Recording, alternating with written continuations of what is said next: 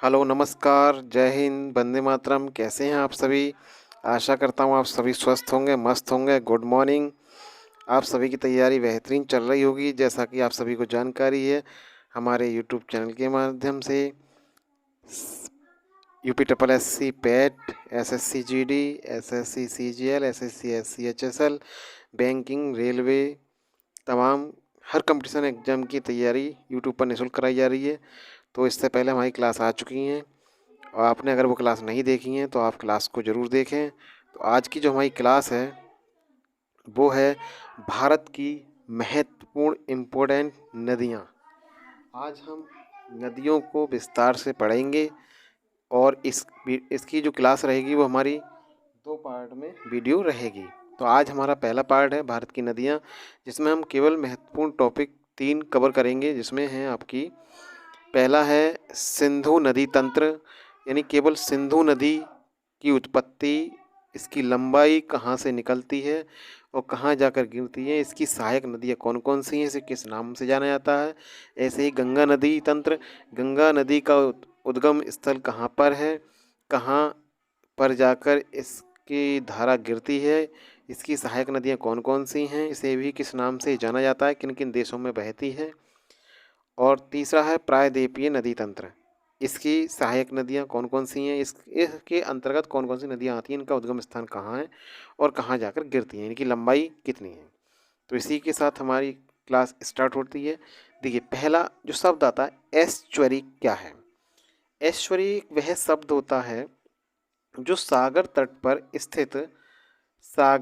पर स्थित आधा बंद खारे आधा बंद खारे पानी का वह क्षेत्र जहाँ नदियों का ताज़ा पानी समुद्र के खारे पानी के साथ मिलता है, उसे हम क्या कहते हैं, एस्चुअरी कहते हैं। दूसरा, इसके अंतर्गत कौन कौन से आते हैं, नर्मदा, ताप्ती, मांडवी नदी एस्चुअरी, मतलब ये ज्वारन ज्वारंद मुख का निर्माण करती हैं। ये कुछ शब्द आते हैं, इनकी परिभाषा पूछी जाती है। दूसरा, डेल्टा। डेल्टा क्या होता है, नदी जहाँ महासागर में मिलती है उस जगह पर अपने साथ मिट्टी बहाकर लाई जाती है और नदी की धाराओं में बांट दी जाती है और वो आकृति त्रिभुजाकार आकृति बना लेती है, जिसे हम क्या कहते हैं, डेल्टा कहते हैं। जैसे ब्रह्मपुत्र ब्रह्मपुत्र, महानदी, गोदावरी, कृष्णा, ये नदियाँ क्या करती हैं, डेल्टा का निर्माण करती हैं। पूछा जाता है ऑप्शन में कि निम्न में से कौन से नदी डेल्टा का निर्माण करती है या नहीं करती है। तो आपको ये ध्यान रखना है, एक आपकी गंगा, ब्रह्मपुत्र, महानदी, गोदावरी और कृष्णा, 4 नदियाँ हमारी क्या करती हैं, डेल्टा का निर्माण करती हैं। अगला देखिए, आगे क्या है, आगे है वह तंत्र। इसमें आपको चित्र के माध्यम से दिखाई दे रहा होगा, ये मोटी मोटी जो धारा है, जिसे ये पूरा सिस्टम क्या है, नदी तंत्र है, जिसमें ये जो मोटी धारा है इसे मुख्य धारा के नाम से जाना जाता है और ये किनारों पे जो दिखाई दे रही है आपको शाखाओं के रूप में, वो उसकी सहायक नदियाँ हैं। अवतंत्र क्या है, शब्द ऐसा क्षेत्र जहाँ नदी की तंत्र की व्याख्या करता है, जिसमें अलग अलग दिशाओं से छोटी छोटी धारा आकर के उसमें एक मुख्य धारा में जुड़ जाती हैं। यह मुख्य धारा मतलब मुख्य नदी का निर्माण करती हैं। यहाँ पर हम अलग अलग दिशाओं से छोटी छोटी धाराएं आती हैं और मुख्य धारा की सहायक नदियाँ बन जाती हैं, वही क्या कहलाती है, उसकी सहायक नदियाँ कहलाती हैं। आगे देखिए, आगे सिंधु नदी क्या है। अब सिंधु नदी तंत्र हम पढ़ते हैं, तो मेरे प्यारे बच्चों, आप शांति से देखते रहें, क्लास को पूरा देखें और अगर आप चैनल पर पहली बार जुड़े हैं तो चैनल को सब्सक्राइब जरूर करें और वीडियो को लाइक शेयर ज़्यादा से ज़्यादा करें। तो सिंधु नदी तंत्र के बारे में हम यहाँ से पढ़ते हैं। देखिए, सिंधु नदी सिंधु नदी 3 देशों में होकर गुजरती है। 3 देशों कौन कौन से, एक तो आपका चीन हो गया, दूसरा भारत हो गया, तीसरा पाकिस्तान हो गया। तीनों देशों में इसे किस नाम से जाना जाता है, चीन में इसकी उत्पत्ति होती है, भारत में बहती है, पाकिस्तान में बहती है। कैसा क्या है वो देखिए, ये कहाँ से निकलती है, चीन के तिब्बत मानसरोवर झील के निकट से इसका उद्गम होता है और उत्तर पश्चिम दिशा में बहती हुई लद्दाख के दमचोक, यानी भारत के लद्दाख के दमचोक के पास भारत में प्रवेश करती है और आगे बहती हुई नदी बिलकित से होते हुए दर्दिस्तान के पास पाकिस्तान प्रवेश करती है और कराची के पूर्व से होते हुए कहाँ जाकर गिरती है, अरब सागर में गिरती है। तो आपको इतना ध्यान रखना है, इसका उद्गम स्थान कहाँ पर है, मानसरोवर झील, और कहाँ पर जाकर गिरती है, तो अरब सागर में जाकर गिरती है। इसकी जो कुल लंबाई है वो कितनी है, 2880 किलोमीटर इसकी कुल लंबाई है, 2880 किलोमीटर। अगला पॉइंट, सिंधु नदी भारत का लेह शहर सिंधु नदी के दाएं तट पर स्थित है। पूछा जाता है क्वेश्चन में कि भारत का लेह शहर सिंधु नदी के कौन से तट पर है, तो आप बताएंगे ये दाएं तट पर स्थित है। सिंधु नदी के अरब सागर में गिरने से मिलने से पहले इसमें 5 प्रमुख नदियां आकर मिलती हैं। वो इसकी सहायक नदियां हो गई, कौन कौन सी, चेनाब, झेलम, रावी, ब्यास, सतलज नदी। पूछा जाता है कौन कौन सी नदियां किसकी सहायक नदियां हैं, किसकी सहायक नदियां नहीं, जोड़े में मिलान के रूप में प्रश्न दे दिया जाता है और वो हमें ऑप्शन चूज करना होता है। तो इन चीज़ों का आप ध्यान रखें। तो सिंधु नदी की सहायक नदियां हैं वो आपकी कितनी, 5। 5 कौन कौन सी हैं, चेलम मतलब चिनाब, झेलम, रावी, ब्यास और सतलज नदी। देखिए चिनाब नदी की लंबाई कितनी है, कहाँ से क्या होता है, थोड़ा इनके बारे में देखते हैं। चिनाब नदी जो है सिंधु नदी की सबसे बड़ी सहायक नदी है और इसका उद्गम जो है हिमाचल प्रदेश के K12 यानी K12 लारा दर्रे से होता है। हिमाचल प्रदेश में इस नदी का निर्माण 2 नदियों के कारण होता है जिनका नाम है आपका, एक का चंद्रा, दूसरा भागा, इसलिए इस नदी को चंद्रभागा के नाम से भी जाना जाता है। तीसरा पॉइंट है, ये नदी पाकिस्तान में जाकर सिंधु नदी से जाकर मिलती है और सिंधु नदी में मिलने से पहले ये झेलम, रावी, सतलज, ब्यास नदियां आकर इसमें मिलती हैं, इसलिए इन नदियों को क्या कहते हैं, इसकी सहायक नदियां कहती हैं। अगला पॉइंट, झेलम नदी।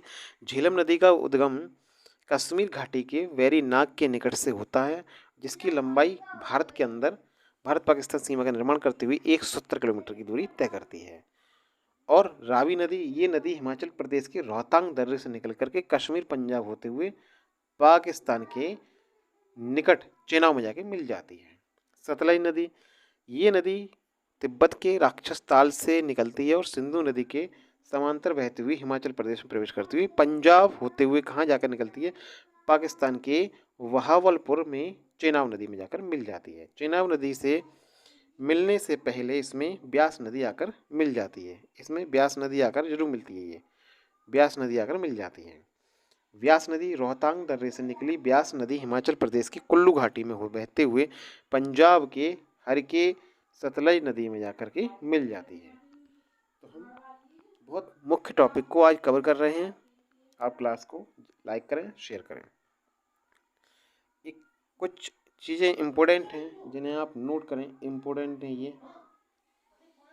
इम्पोर्टेंट क्या है, इम्पोर्टेंट ये है आपके लिए कि हर के क्षेत्र में हमने ब्यास सतलज नदी के बारे में चर्चा की थी, वो दरअसल देश की सबसे लंबी नहर जिसे इंदिरा गांधी नहर के नाम से जाना जाता है, जो पंजाब और राजस्थान से होकर गुजरती है। राजस्थान में इसकी लंबाई सबसे ज़्यादा है, वो है आपकी 470 किलोमीटर। दूसरा, पाकिस्तान के बहावलपुर में जब सतलज नदी चेनाब नदी से मिलती है तब ये चेनाब नदी मिलकर पंचनद नदी का निर्माण करती है।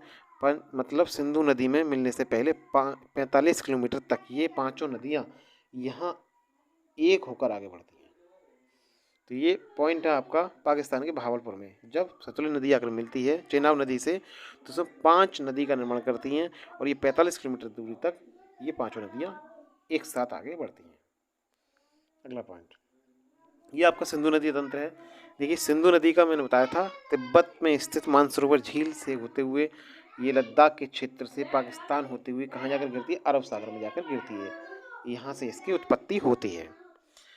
दूसरा, इसी की जो सहायक नदियाँ हैं, देखिए आपकी जो सहायक नदियाँ हैं झेलम, चिनाब, रावी, ब्यास, सतलज, पांचों नदियाँ हैं और ये आपकी इंदिरा गांधी नहर जो कि भारत की एक प्रसिद्ध नहर है।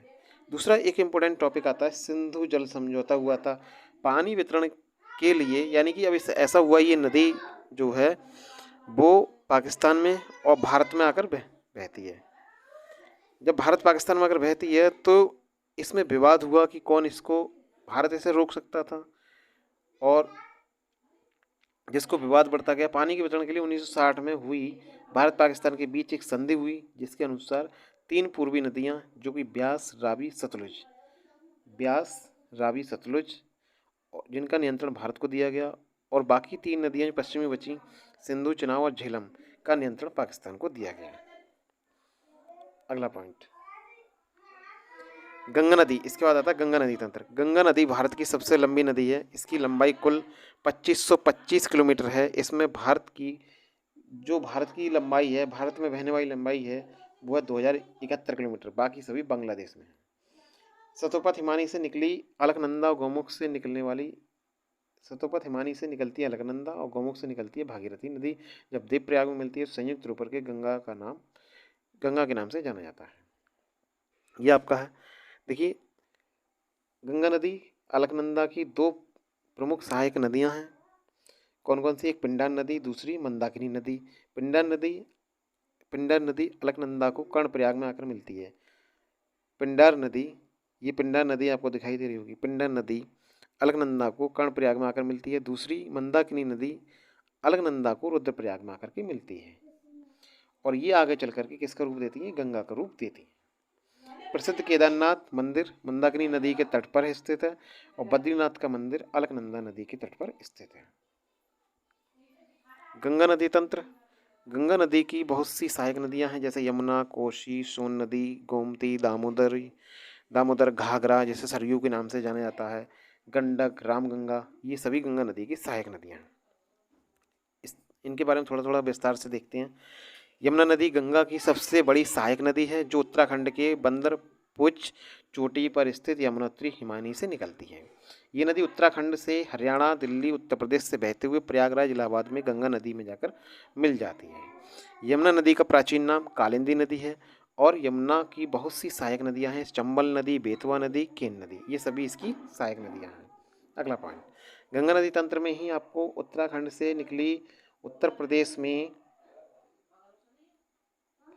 प्रदेश बिहार होती हुई पश्चिम बंगाल तक बहती है। पश्चिम बंगाल में फरक्का पर ये 2 धाराओं में जाकर बढ़ जाती है, जिसे हुगली और भगीरथी के नाम से जाना जाता है।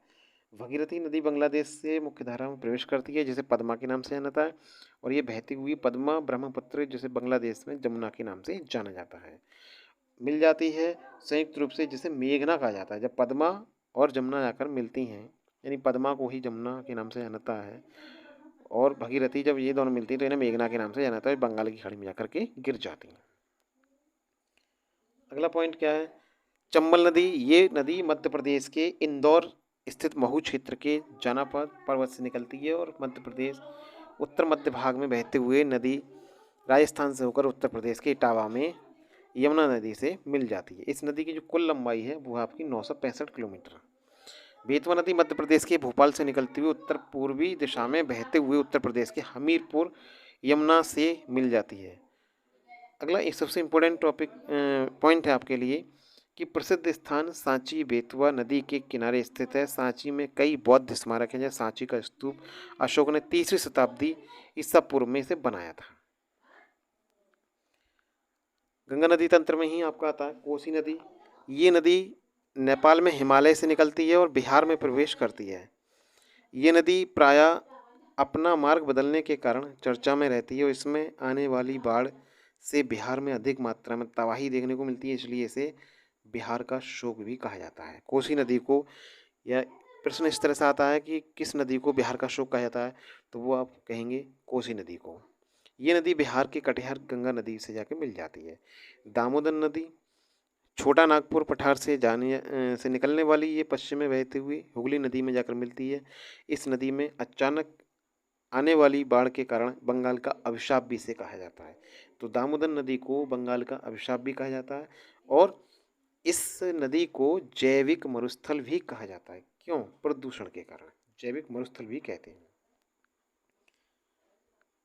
अगला पॉइंट, गोमती नदी। इस नदी का उद्गम उत्तर प्रदेश की पीलीभीत स्थित गोमत ताल से होता है और ये फुलहर झील भी इसे कहा जाता है। ये गंगा नदी की एकमात्र ऐसी सहायक नदी जिसका उद्गम मैदान से होता है। दूसरा, सोन नदी मध्य प्रदेश के अमरकंटक स्थान से निकलती है और उत्तर की ओर बहते हुए पटना के निकट गंगा में मिल जाती है। अगला पॉइंट इम्पोर्टेंट है, सोन नदी और यमुना नदी के बीच जल विभाजन का काम कैमूर की पहाड़ियाँ करती हैं। ये आपको दिखाई दे रहा होगा, ये कैमूर की पहाड़ियाँ। इसके अलावा गंगा की सहायक नदियाँ में घाघरा, जैसे सरयू की नदी के नाम से जाना जाता है, गंडक नदी के गंगा के बाएं तट पर जाकर के मिल जाती है। गंगा नदी से संबंधित महत्वपूर्ण पॉइंट्स, कौन सी नदी गंगा के दाएं तट पर स्थित है या कौन सी बाएं तट पर स्थित है। देखिए, जो गंगा नदी है वो आपकी दिशा ये दिखाई दे रही है, गंगा नदी बह रही है। गंगा के जो बाएं हैं वो आपके गोमती, गंडक, घाघरा, कोसी, और दाएं में यमुना, सोन और टॉस। गंगा नदी को 2008 में राष्ट्रीय नदी का दर्जा प्राप्त हुआ, और गंगा के किनारे बसा सबसे बड़ा शहर है वो आपका कानपुर है। गंगा नदी के प्रवाह का क्रम है उत्तराखंड में पहले, उसके बाद उत्तर प्रदेश, उसके बाद बिहार, फिर पश्चिम बंगाल। पश्चिम बंगाल में नीचे जाकर के बंगाली खाड़ी में जाकर के गिर जाती है। अगला पॉइंट, ब्रह्मपुत्र नदी तंत्र। ब्रह्मपुत्र नदी तंत्र में असम घाटी में बहते हुए ये नदी बांग्लादेश में प्रवेश करती है, जहाँ इसे जमुना के नाम से जाना जाता है। बांग्लादेश में इसे पद्मा के नाम से जाना जाता है, और गंगा ब्रह्मपुत्र का संयुक्त रूप मेघना के नाम से भी जाना जाता है। विश्व का सबसे बड़ा डेल्टा बनाने वाली, जो सुंदरबन का डेल्टा का निर्माण करने वाली नदी है वो आपकी मेघना यानी पद्मा, जिसे ब्रह्मपुत्र कहते हैं। ब्रह्मपुत्र की सहायक नदियां हैं तिस्ता, सुबनसिरी, कमेंग, मानस, दिबांग, लोहित, वराग, कपली। ये इतना इम्पोर्टेंट नहीं है, मैंने नोट कर दिया है आपके लिए। अगला पॉइंट, ब्रह्मपुत्र नदी तंत्र। तीस्ता नदी का उद्गम जो होता है वो सिक्किम से होता है और पश्चिम बंगाल से होते हुए बांग्लादेश में प्रवेश करती है, और वहीं जाकर के ब्रह्मपुत्र से मिल जाती है। लोहित नदी को खून की नदी कहते हैं। बराक नदी मणिपुर के पहाड़ियों से निकलती है और मणिपुर में मिजोरम, असम होते हुए बांग्लादेश में प्रवेश करती है, जिससे मेघना नदी में जाकर मिल जाती है। ब्रह्मपुत्र गंगा नदी के साथ मिलकर के विश्व के सबसे बड़े नदी डेल्टा सुंदरबन डेल्टा का निर्माण करती है। ब्रह्मपुत्र नदी में ही विश्व का सबसे बड़ा नदी द्वीप माजुली स्थित है, जो कि असम में है। प्रायद्वीपीय नदी तंत्र।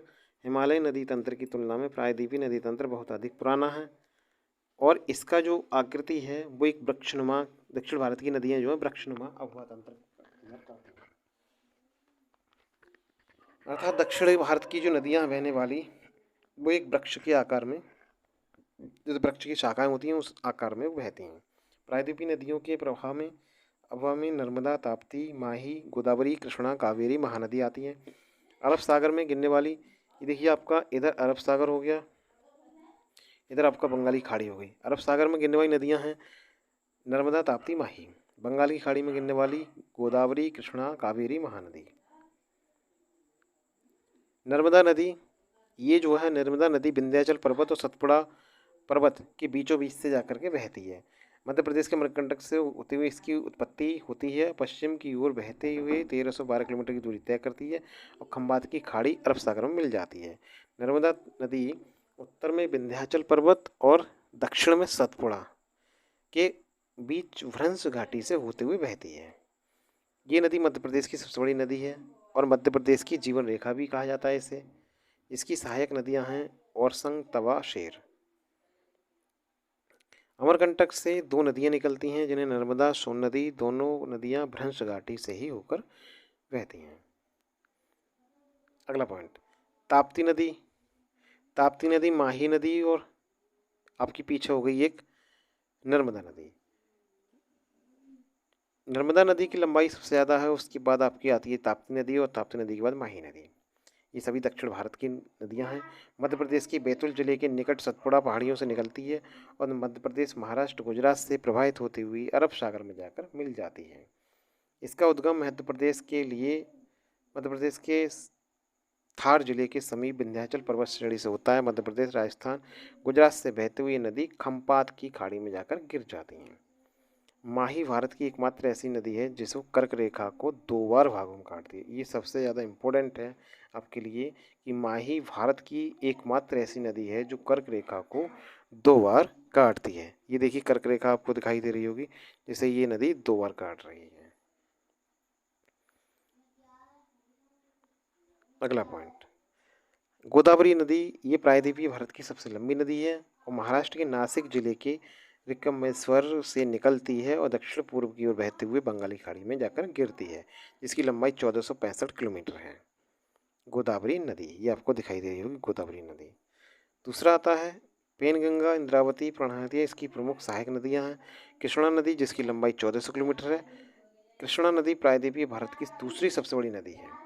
इसका उद्गम महाराष्ट्र के महाबलेश्वर के पास से स्थित होता है और ये नदी महाराष्ट्र से होते हुए कर्नाटक, तेलंगाना, आंध्र प्रदेश से होते हुए बंगाल की खाड़ी में जाकर के गिर जाती है।